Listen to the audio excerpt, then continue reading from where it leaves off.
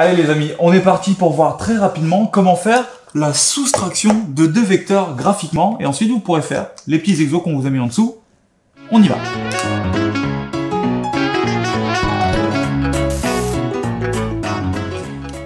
Pour soustraire deux vecteurs, il faut se souvenir que en fait, faire U moins V, c'est tout simplement comme faire U plus le vecteur moins V. Le vecteur moins V, c'est le même vecteur que V. La seule chose qui a changé, c'est qu'il est dans l'autre sens. Donc, si V était de la droite vers la gauche, moins V sera de la gauche vers la droite. Du coup, quand vous voulez faire U moins V, vous additionnez le vecteur U et le vecteur moins V. Et additionner des vecteurs, ça, vous savez le faire. Si je veux additionner U et moins V, je prends le Q de moins V, je le colle sur la tête de U.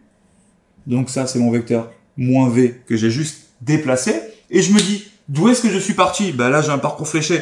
Je pars d'ici, je vais tac, tac, j'arrive là. Donc mon vecteur U moins V, c'est ce vecteur-là. On recommence ici. Je veux faire U moins V. Je commence par dessiner moins V. Donc moins V, c'est le même que V, mais dans l'autre sens.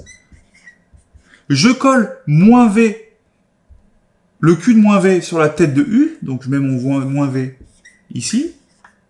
Et ensuite, je me dis, ben, d'où est-ce que je suis parti? Je suis parti de là, j'ai fait tac, tac. Donc je suis parti d'ici et je suis arrivé là. Donc mon vecteur U moins V, c'est celui-là.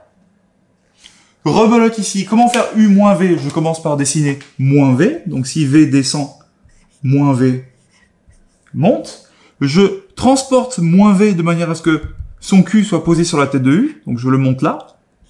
Tac. Je me demande d'où est-ce que je suis parti? Ben, je suis parti de là. Je suis les flèches. Tac, tac, j'arrive ici.